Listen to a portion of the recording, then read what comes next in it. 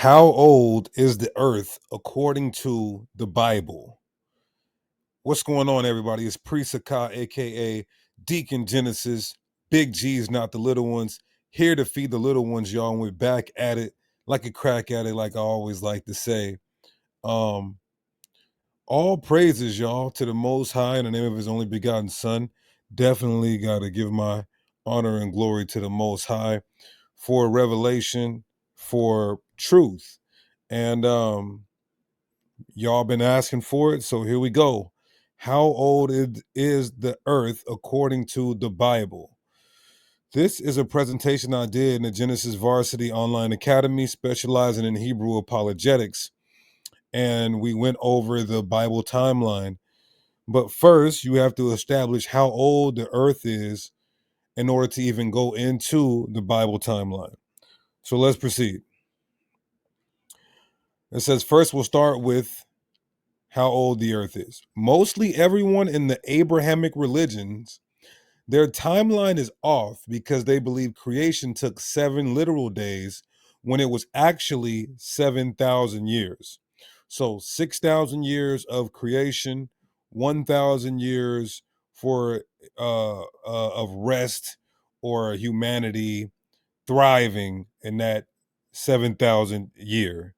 All right, let's prove that with the Bible. What they say, biblical literates, their chronology. Let's explain why theirs is off. Biblical literates chronology is the attempt to correlate the historical dates used in the Bible with the chronology of actual events, typically starting with creation on Genesis 1 and 1. Some of the better known calculations include Archbishop James Ussher, who placed creation in 4000 BC, Isaac Newton in 4000 BC, both of the Masoretic Hebrew Bible, Martin Luther in 3961 BC, the traditional Hebrew calendar date of 3760 BC, and lastly, the dates based on the Septuagint of roughly 4650 BC. All wrong, and I'll explain. Yes, Isaac Newton was wrong, and I'm right. The dates between the Septuagint and Masoretic are conflicting by about 650 years. What is the Septuagint? That is when the Israelites translated their Hebrew scriptures into the Greek, also known as the LXX. So they're going by the genealogies over there. And then the Masoretic text is the Hebrew manuscripts. So they're conflicting about 650 years between the genealogy of Arphaxad to Nahor in Genesis 11, 12 to 24. The Masoretic text, which lacks the 615 years of the Septuagint, is the text used by most modern Bibles.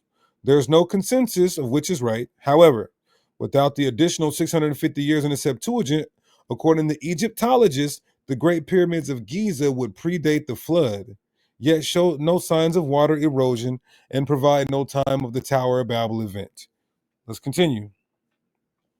Young Earth creationism, also known as YEC, is a form of creationism which holds as a central tenet that the earth and its life forms were created by supernatural acts of the Abrahamic God between approximately 6,000 to 10,000 years ago.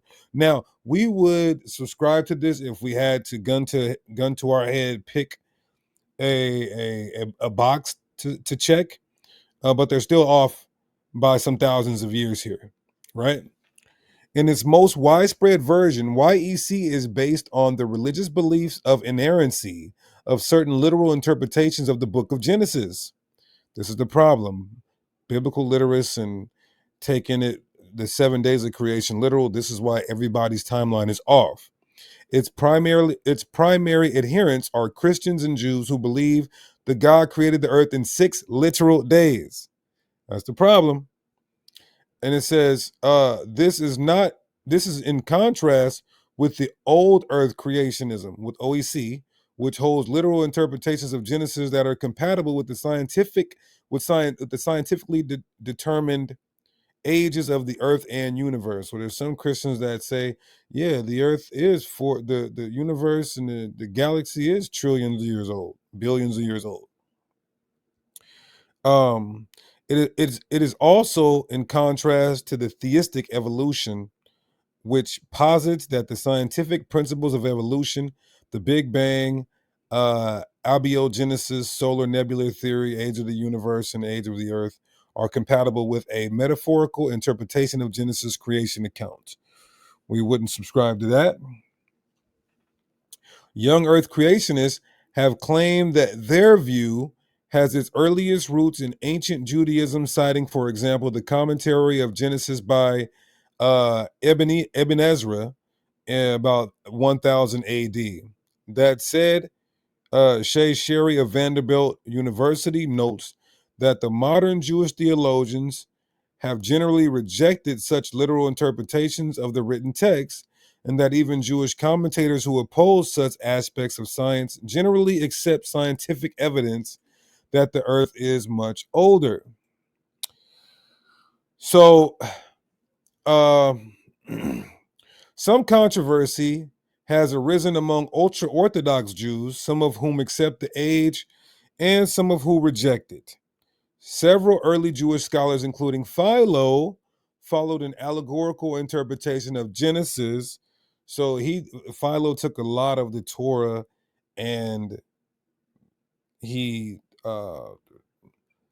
understood it to be metaphorical and allegorical and not literal, a lot of the events as well. The most accepted and popular date of creation among young earth creation is about 4000 BC. Wrong, because this specific date appears in the Usher chronology. This chronology was included in many Bibles from 1700 onwards, including the authorized King James Version. The youngest ever recorded date of creation within the historic Jewish and Christian traditions is 3616 by Yom Tom Lipman Malhausen, while the oldest proposed date was 6984 BC by Alfonso Castile.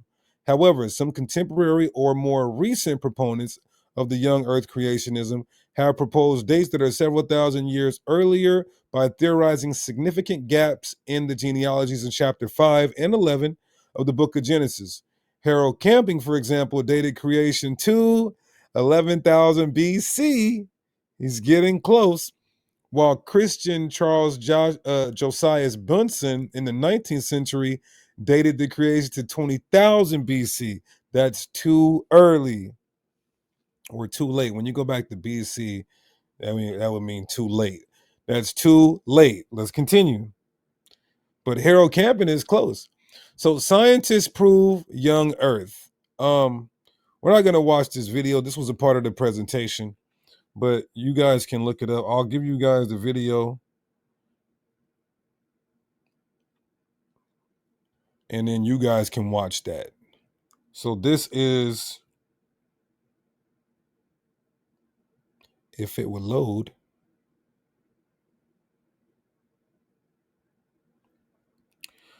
This is from Creation Ministries. They have about 173,000 subscribers. It's Why the Earth Can't Be Old. You guys can look that up. But for time's sake, I'm going to go back to the Prezi. Back to the Prezi. Okay. And then you can also go here, 101 evidences of young Earth at creation.com. It will give you 101 evidences of a young Earth. There's some good stuff on here, but I'm going to be dealing more so with the Bible in a second here, but you can definitely take a look at this: DNA, ancient fossils, Lazarus bacteria, the decay of the human genome, mitochondria Eve, the Y chromosome around the world. A lot of good stuff. I'll leave the links in the description box. But you guys want to get to how old the age of the earth is and biblical proof. This is history and archaeology, but let's get some biblical proof. Old earth creationism, we already talked about that. They believe that it's much later, some millions of years old. All right. So, in addition to that, historians have Egyptian history and timeline incorrect, which is essential to an accurate biblical timeline, being that the Exodus is a monumental event in the Bible. So, we do take the Exodus and we shape the timeline around that before and after. Egyptologists have kings reigning one after another when they were reigning simultaneously in Upper Egypt and Lower Egypt. That's a problem with conventional chronology. So you look at this, and when it talks about the regnal periods, have to be pierced together from inscriptions, which will often give a date in the form of the regnal year of the ruling pharaoh. Yet this provides a minimum length of that reign and may or may not include any co-regencies. Co-regencies with the predecessor or successor. In addition, some Egyptian dynasties probably overlapped with different pharaohs ruling in the different regions at the same time rather than serially. Not knowing whether monarchies were simultaneously or sequential results in widely differing chronological interpretations. You have to factor that in why the timeline is so messed up. So, two reasons. The fact that historians don't have a lot of co-regencies with the Egyptian dynasties, and then taking the creation 6 to 7 days literal.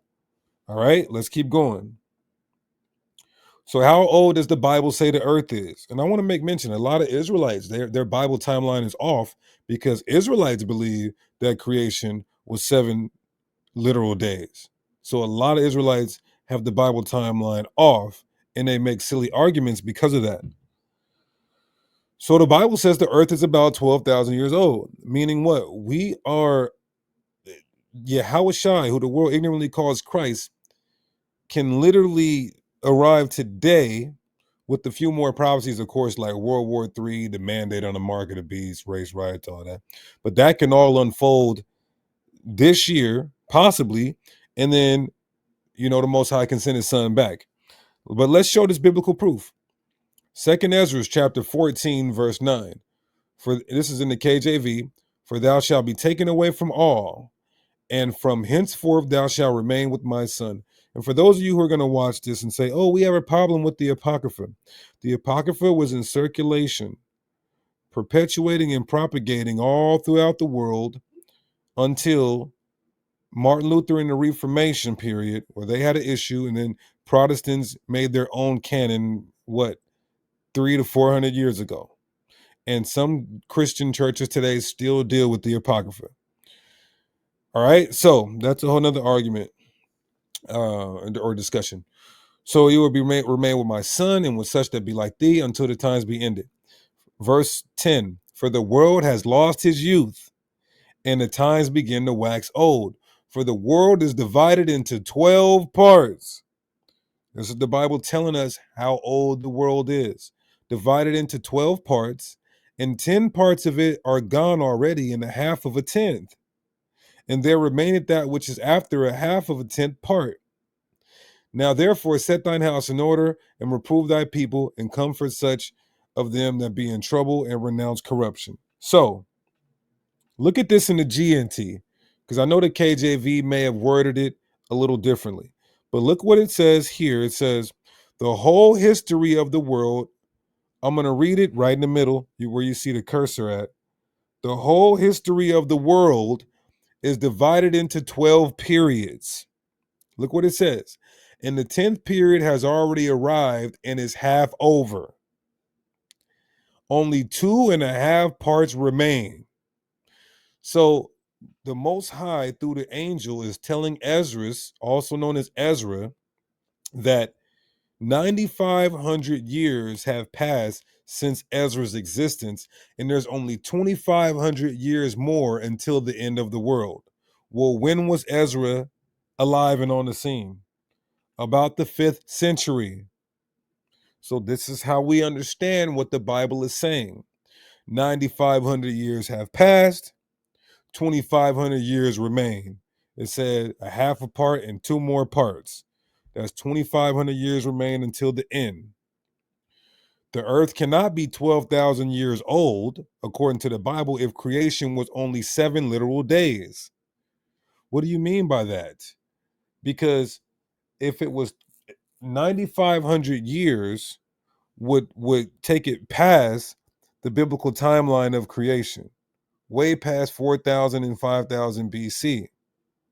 You understand? 9,500 years prior to Ezra's existence. This proved creation would had to have took 7,000 years. Let's get more proof. Putting the beginning of creation at 10,000 BC. Is there proof to this? Let's go back to the Bible. Or let's get this source real quick. Early church fathers believed humanity had 6,000 years to rule on earth. That would be consistent with the earth being 12,000 years old. How?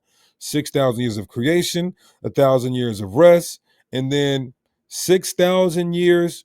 No, at the 6,000 year, from 6,000 to 7,000, you have humanity on the scene.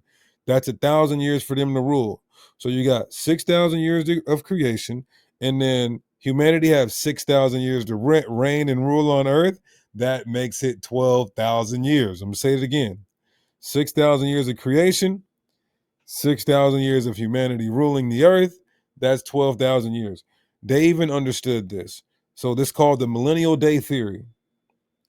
The millennial day theory. The millennial day theory, or the millennial Sabbath hypothesis, or millennium theory, is a theory in Christian eschatology in which the second coming of Christ will occur 6,000 years after the creation of mankind, followed by 1,000 years of peace and harmony. They will call that the millennial reign. So they actually have it right here. 6,000 years of creation, and then you have 6,000 years humanity ruling. Then Christ comes back, and there's 1,000 years of peace and harmony. That will be known as the millennial reign. Where are they drawing this from? Psalms 90 and 4, 2 Peter 3 and 8, where it talks about a day to the Lord is as 1,000 years. Okay, let's keep going. Now to the biblical timeline. My methodology. Here's my methodology. Establish the correct date for the beginning of creation, as we just did, and how long it took. Then use scriptures to determine how far apart each event or person is from each other. That's the methodology. All right? Creation took 7,000 years, and the earth is 12,000 years old. This would place the start of creation at 10,000 BC. How do we know? Because Ezra said, the angel told Ezra 9,500 years before his existence. Ezra was around 500 BC, so that would put creation at 10,000 BC. So on the first day, which is 10,000 BC to 9,000 BC, God created light. Genesis 1 and 1. And God said, let there be light. And there was light. And God saw the light, and the light was good. And God divided the light from the darkness, and God called the light day, and the darkness he called night. And the evening and the morning were the first day. So on the first day, you have that light. No, that light was not Christ. People say, oh, this is when no, because Christ did the creating according to the Bible. So what light was this? This is called CMB, and also electroluminescence, right? But what is CMB? CMB and electroluminescence are two different things, but there's a cosmic microwave background. So science proves that there was light at the beginning of creation. The cosmic microwave background, or CMB, is leftover radiation from the Big Bang. This is how they explain it. But this is really just God's creation, where you have this light. And this is their explanation. When the universe began, as the theory goes, when the universe was born, it underwent rapid inflation, expansion, and cooling. The universe is still expanding today, and the expansion rate appears different depending on where you look. The CMB represents the heat left over from the Big Bang. You can see the CMB with your naked eye, but it is everywhere in the universe. It is invisible to humans because it is so cold, just 2.725 degrees above absolute zero. This means its radiation is most visible in the microwave part of the electromagnetic spectrum.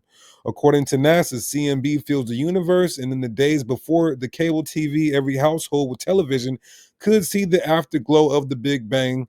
By turning the television to an in-between channel, you can see the CMB as a static signal on the screen. This all sky images in the background. So this is just proving it scientifically, even though we disagree with their dating methods, this happened biblically and scientifically. Now you have electroluminescence, or ECL, is a kind of luminescence produced by electrochemical reactions in solutions.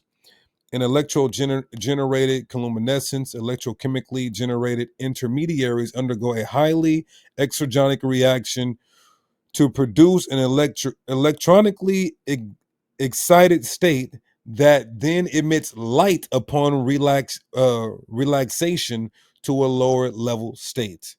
So they're scientifically proven what Genesis 1 is talking about. Let's keep going. So the second day, which is 9,000 to 8,000 BC, God created the firmament, atmosphere, the dome. That's what it means in the Hebrew. And God said, let there be a firmament in the midst of the waters, and let it divide the waters from the waters.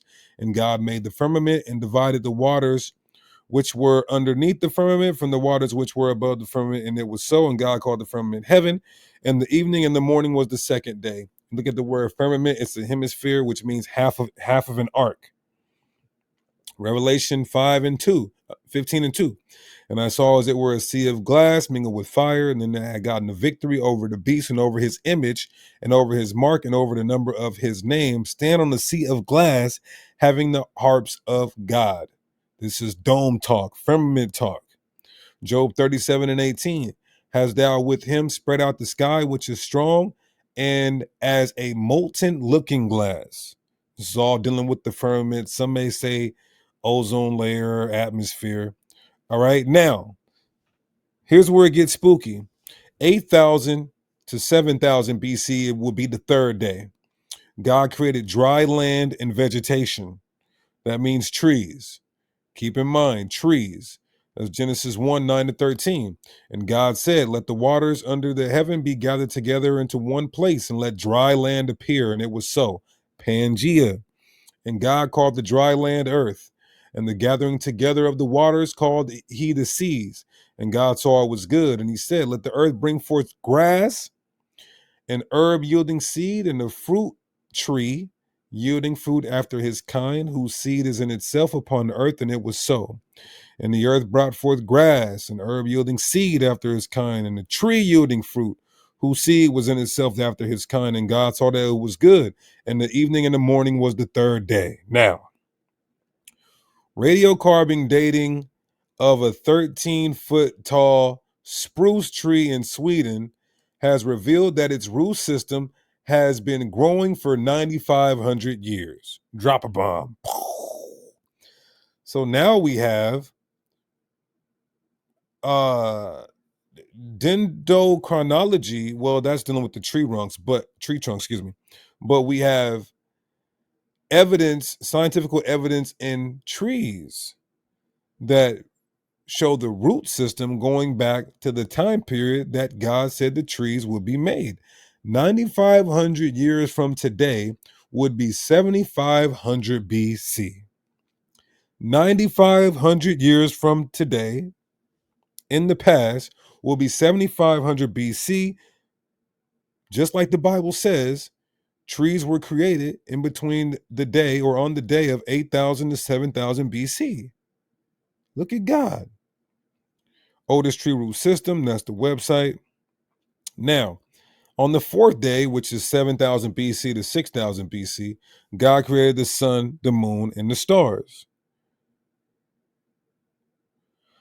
Genesis 1 and 14. And God said, let there be lights in the firmament of heaven to divide the day from the night, and let them be for signs and for seasons and for days and years, and let them be for lights in the firmament of heaven to give light upon the earth. And it was so. And God made two great lights, the greater light to rule the day, and the lesser light to rule the night. He made the stars also, and God said, let them in the firmament of heaven give light upon the earth, and to rule over the day and over the night, and to divide the light from the darkness. And God saw that it was good. And the evening and the morning were the fourth day. You can't believe in the Apocrypha and that the earth was created in 7 days. Everything was created in 7 literal days.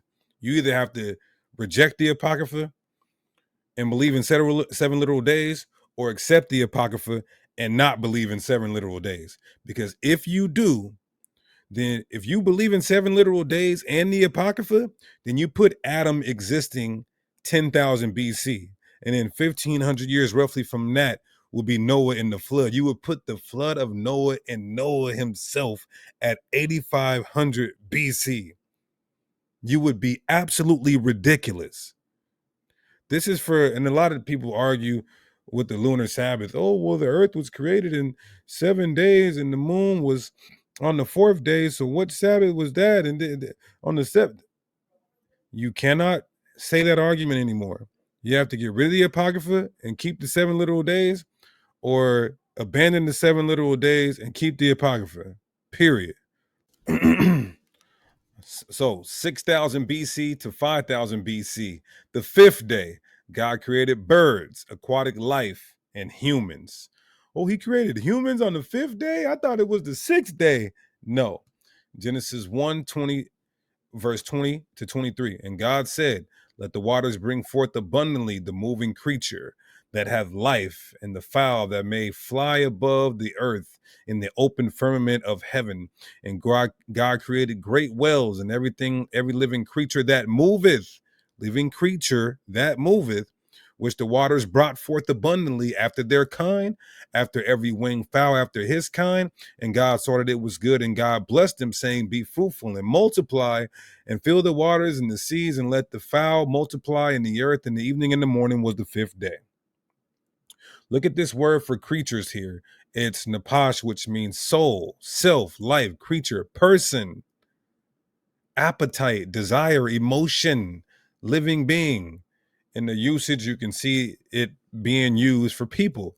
It's the same word when it says that we went into Egypt with 70 souls. Now, let's corroborate this with Second Ezra chapter 6. And it says, we'll start at verse 47. Upon the fifth day, thou settest unto the seventh part where the waters were gathered, that it should bring forth living creatures, fowls and fishes, and so it came to pass. For the dumb water and without life brought forth living things at the commandment of God, that all people might praise thy wondrous works. People are on the scene praising the creation. Then didst thou ordain two living creatures, watch this, the one you call Enoch, which represents mankind, and the other Leviathan, which represents all aquatic life. And you did separate one from the other, for the seventh part, namely where the water was gathered together, might not hold them both. So one gets the water, one gets the land. And we know Enoch is not representing animals, it's representing mankind. Enoch meaning upright. And first, the beasts of the field weren't created on the fifth day. So it's talking about mankind.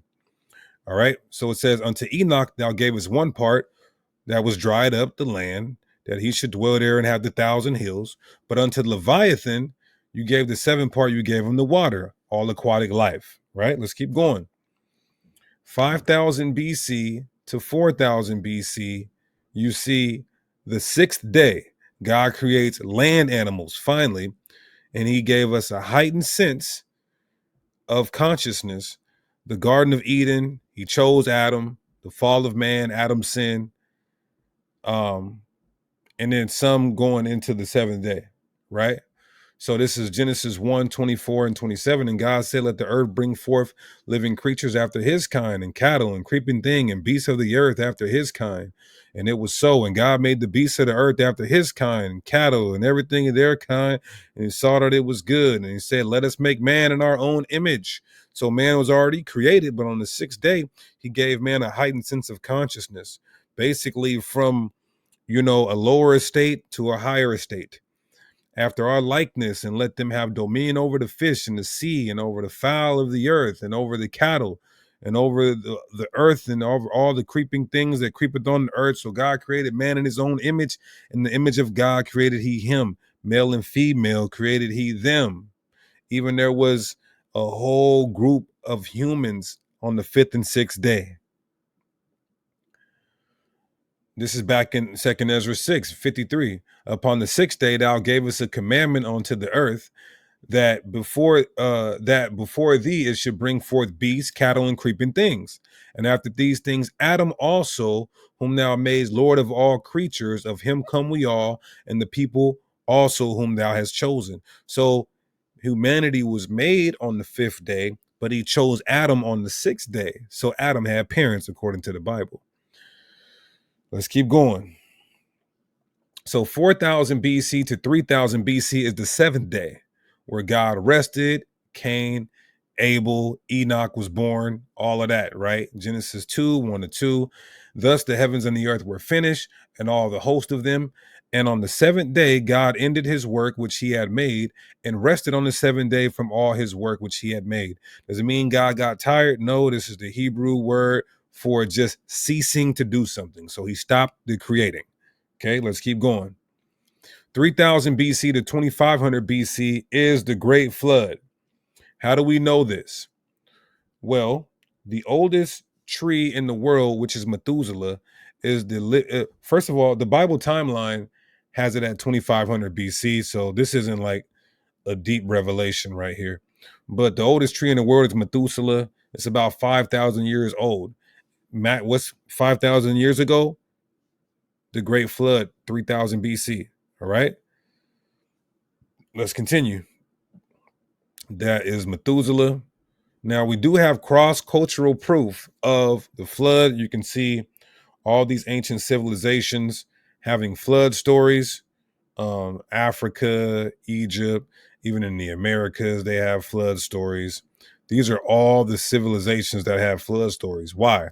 Because the earth was repopulated by those 8 people. Those 8 people created all future civilizations. They would have told that oral tradition to the people that they were producing. Let's keep going. You have scientific evidence. If you want to look at this video, you can. We're not going to do it right now, but you guys can do it on your own time. It's a pretty good video. I'll give you the title of it. It's on Ron Wyatt. Ron Wyatt, we actually used some of this in our Passover Red Sea Exodus discussion, or presentation rather. Okay, let's go back here. And now I want to talk about something real quick. Now, when you look at the oldest,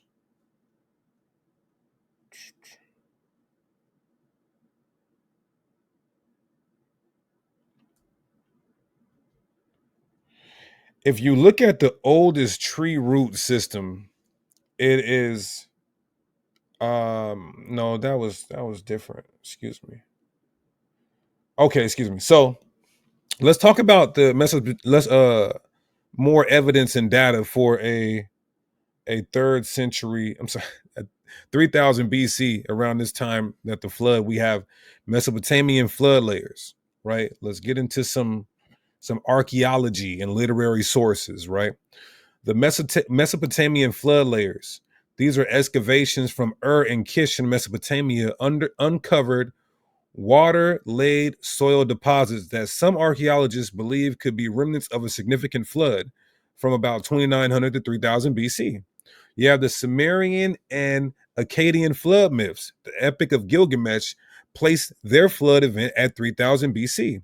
You have geological evidence. Some studies suggest regional flooding in the Near East around 3000 BC. Now, some argue that, okay, there is this scientific, archaeological, literary proof of the Great Flood in 3000 BC, but they always say it was a local flood, not a global flood. And this is true, but there's a remedy to that. Most of mankind were centralized and not spread abroad during 3000 BC.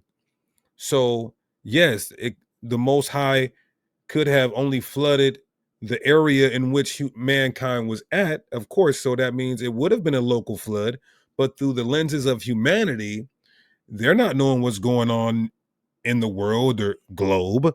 So they're looking at it through the lens of a global flood. So that is the remedy for that. And we can go to Genesis chapter 11 and verses 1 to 9, or sorry, 9 to 10. It says, no, I'm sorry.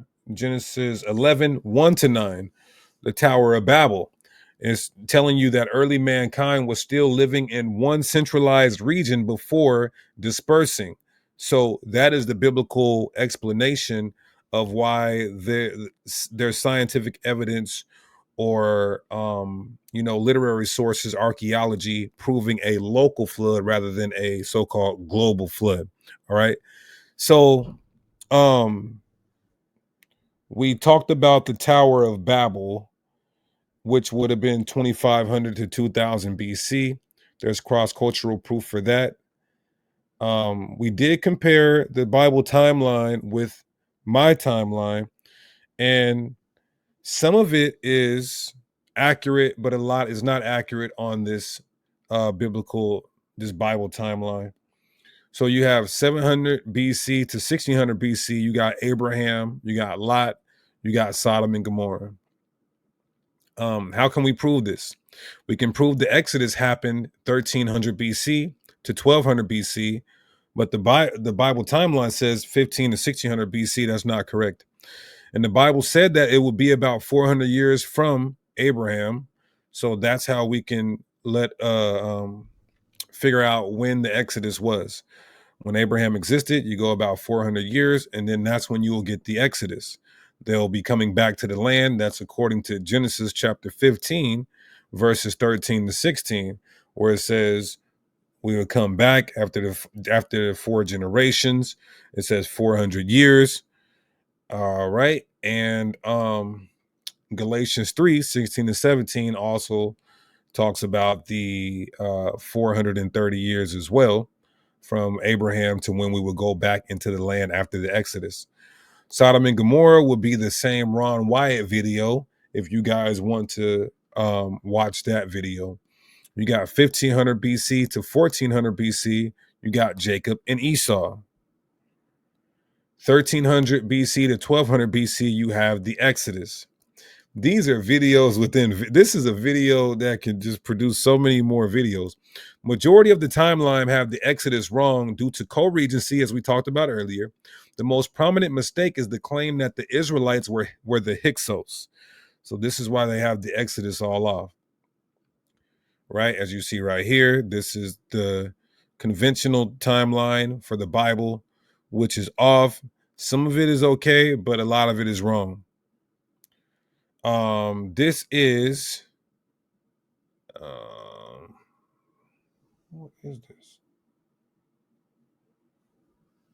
I don't know what scripture. I think this is Kings. I think this is First Kings or Second Kings. But and it came to pass in the 480 year after the children of Israel were come out of the land of Egypt, in the 4th year of Solomon's reign over Israel, in the month of Ziv, which is the 2nd month that had began to build the house of the Lord. So when you look at the commentary on this, it says this date has been subject to much controversy, which cannot even now be considered. So this is one of the reasons why a lot of the timelines are off as well, due to this verse right here. But as you can see, as knowledge is increasing, it's explaining that this date cannot even be considered. The LXX reads 440 instead of 480, a discrepancy which is suspicious and argues some amount of incertitude. Right? Origin quotes this verse without these words. They would seem to have been unknown to Josephus, Clement, Alexander, and others. So this is also a problem to the timeline. Let's see what else we got. So dealing with the Exodus, we have the problem of what were the Israelites called in Egypt?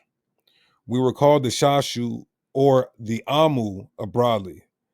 So historians are looking for the exact name Israelites or Yasharala or Yisraelites or Yehudim or Yahawada to be on the hieroglyphs. They're not going to find that. The Israelites went into Egypt under the coattail of the Syrians. We said that Laban was our basically ancestor. So that's what they would have been looking for, but you see, we were called the Shashu or Amu people broadly.